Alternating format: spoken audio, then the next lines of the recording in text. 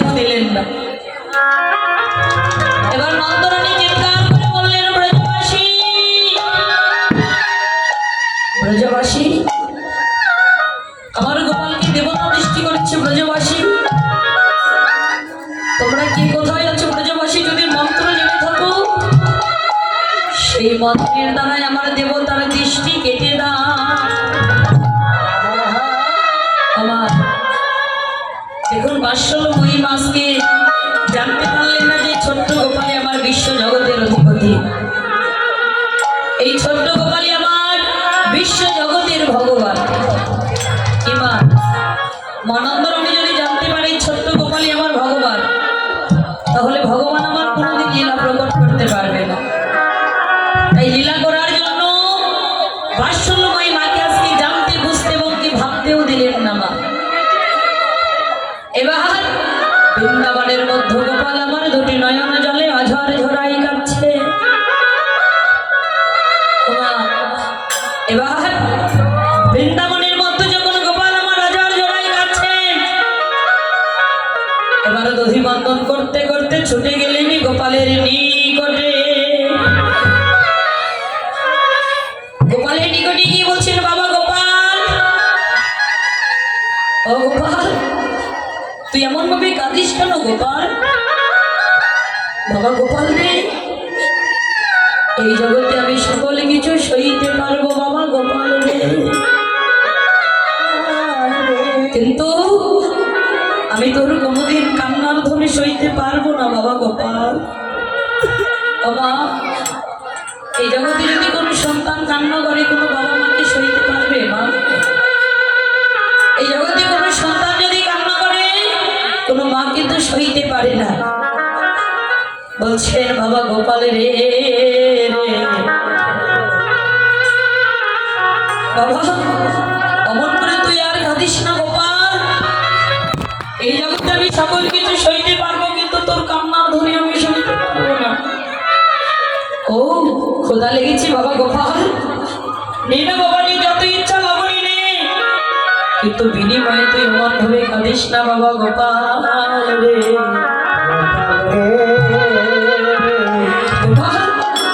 বিনিময় যত ইচ্ছা লবণী নে, কিন্তু বিনিময়ে তুই এমন ভাবে আর কাঁদিস না। নন্দরানী গোপালকে এত সুন্দর ভাবে আদর করছেন, ভগবানের যেন অপ্রাকৃত ঘটে গেল। এই যে বাবারা, এই যে মা নন্দরানী, মা নন্দরানী কে বাবা? ভগবান শ্রীকৃষ্ণ ধ্রুবৈগীর ঘরে উদয় হলেন আর দুগ্ধ পান করলেন আরেকজন। কি বাবা, তাহলে আমাদের এই মা নন্দরানীটা কি আমাদের জানতে হবে। আজকে মা নন্দরানীর দুগ্ধ কেন পান করলো জানেন? সেই ত্রেতা যুগে রাম অবতারে তার নাম ছিলেন ধরাসতী। ধরাসতী সদাই সর্বক্ষণ ভগবানের নাম গুণগান করতে বাবা। একদিন প্রভু রামচন্দ্র, লক্ষ্মণ আর কয়েকজন ভক্তদের নিয়ে ধরার গৃহে প্রবেশ করলেন। সেই দিনই ধরা আনন্দে আত্মহারা হয়ে ভগবানকে সেবা দিবে বলে দোকানির কাছে চলে গেলেন। বলছেন, দোকানি, ও ভাই দোকানি, আমাকে কিছু জিনিস দাও না দোকানি, কিছু আমাকে জিনিস দাও, সেই জিনিস নিয়ে রন্ধন করে আমি আমার প্রভু রামচন্দ্রকে সেবা দিব। কিন্তু মা, দোকানি বলেছিল তোমাকে জিনিস দিব, কিন্তু তুমি আমাকে অর্থ দাও। বলছেন, দোকানি, আমার কাছে তো কোনো অর্থ নেই। বলছেন, আমার কাছে তো কোনো অর্থ নেই দোকানি। সেই দিন সেই ধরার কাছে কোনো অর্থ না থাকার কারণে কি করলো জানেন? সেদিন ধরা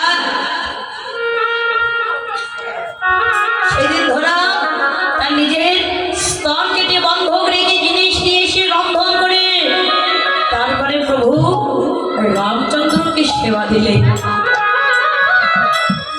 এবার যেই না প্রভু রামচন্দ্রকে সেবা দিচ্ছেন, এমন সময় লক্ষ্মণ দেখতে পেলেন তার শরীরে রক্ত লেগে আছে। এই যে আসতে বাবারা, এবার বলছেন, ধরা তুমি একজন অপবিত্র, তুমি একজন অসতী নারী, তোমার শরীরে রক্ত লেগে আছে।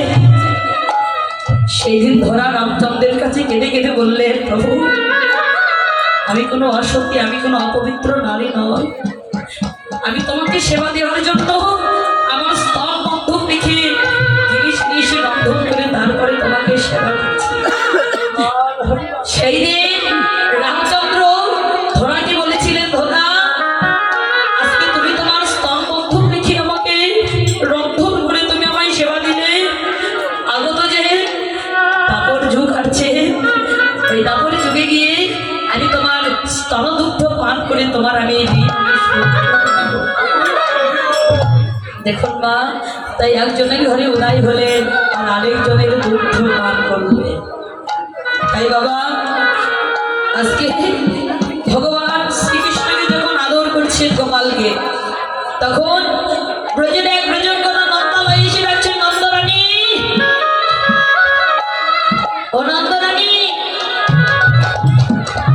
শোনমা নন্দরানী, তোর গোপাল ছাড়াও বৃন্দাবনের মধ্যে আর অনন্ত অনন্ত শিশু আছে, আর ওই অনন্ত অনন্ত শিশু মিলে যে অত্যাচারী দুষ্টামি করে,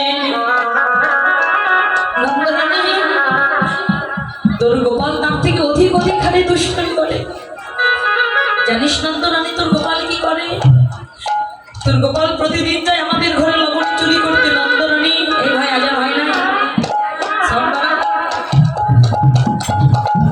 নন্দরানী জানিস, তুই তো জানিস আমরা সামান্য কাঙাল গোয়ালা, তোদের থেকে ঘৃত ব্যবসা করে আমরা জীবিকা নির্বাহ করি, কিন্তু নন্দরানী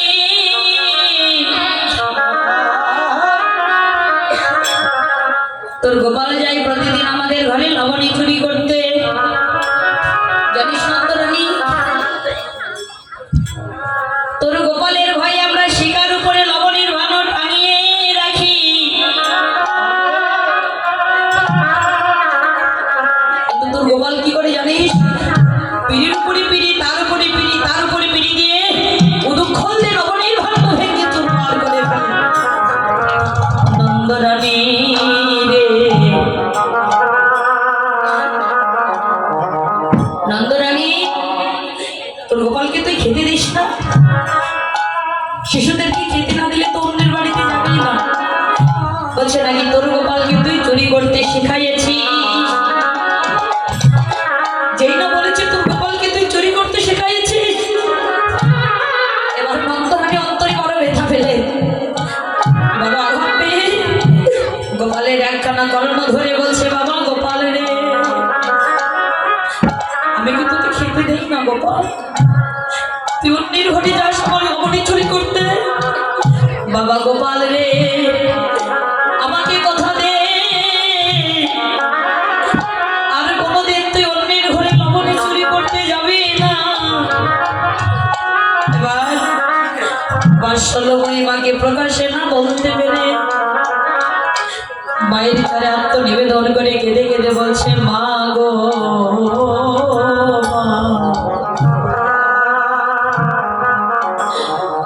আমি তো যার তার ঘরে যাই না মা, আমি যার তার ঘরে যাই না, ওই জগতে তারা আমায় অমন করে ডাকে কেন? কেন মা, আমি কার ঘরে যাই মা জানো? এই জগতে আমি যার তার ঘরে যাই না, এই জগতে যারা আমায় হা কৃষ্ণ হা কৃষ্ণ গোবিন্দ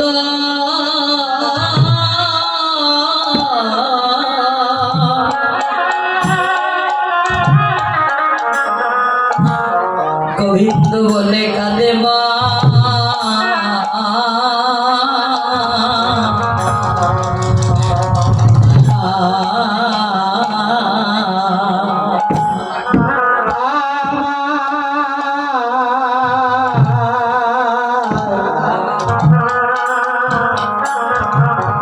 যারা হা কৃষ্ণ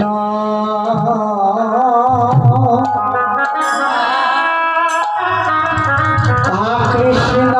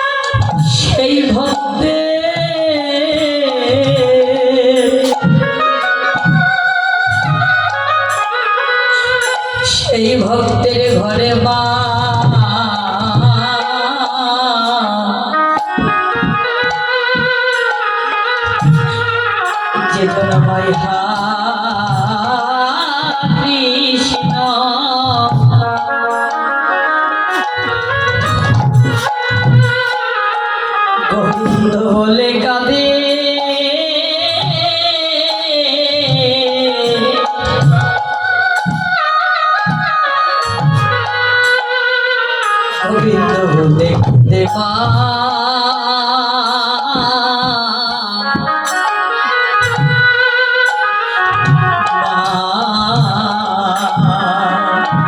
আমি যাই শুধু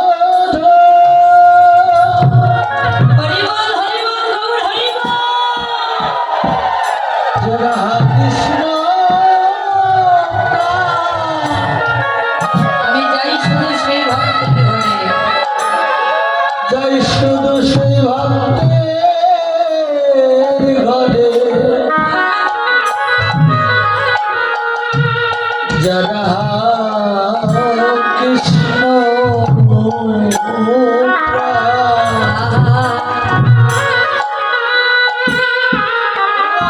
কৃষ্ণ বলে কাঁদে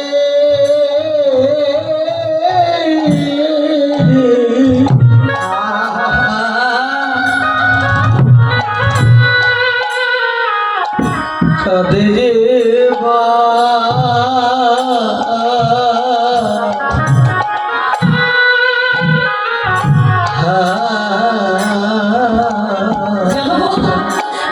এই জগতে আমি জানতাম ঘরে যাই না মা এই জগতে যে জন ভক্ত আমায় কেঁদে কেঁদে বলে গোবিন্দ হে তোমায় রাখিবার মতো কোনো জায়গা নেই দয়া ভাই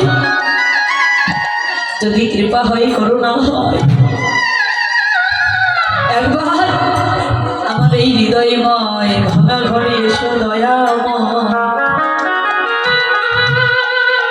বাবা এই জগতে ভগবান কোনোদিন কোনো টাইস পাড়া মন্দিরে থাকে না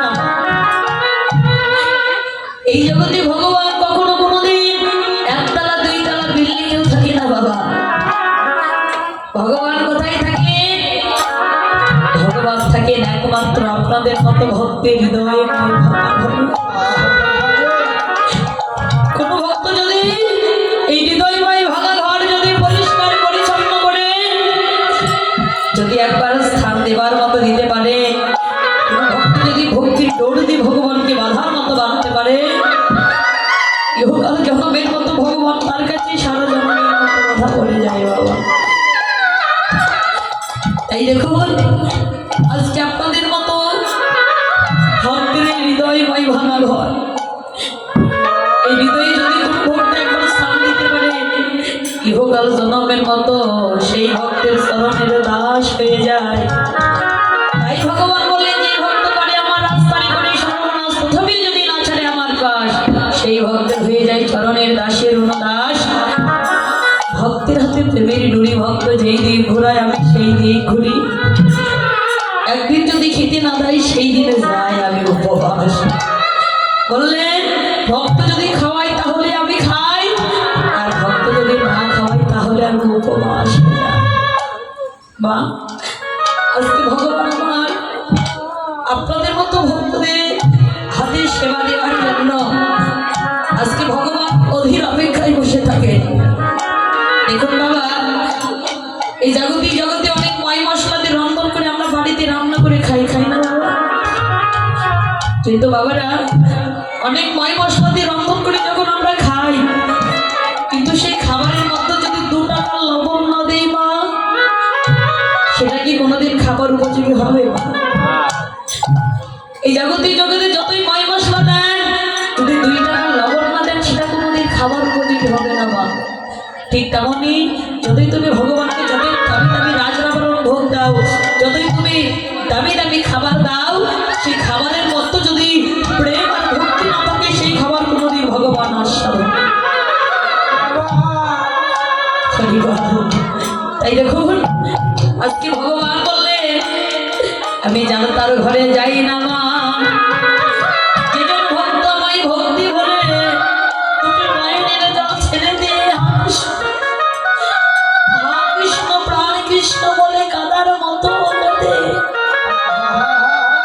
মা আমি একমাত্র সেই জগতের ভাঙা ঘরে সেই ভক্তের ঘরে যাই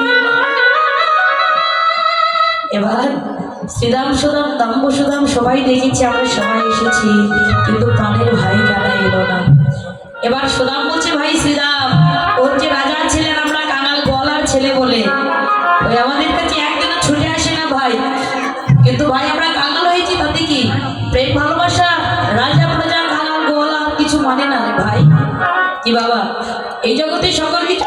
কখনো কোনোদিন কারো ভালোবাসা কেনা যায় বাবা?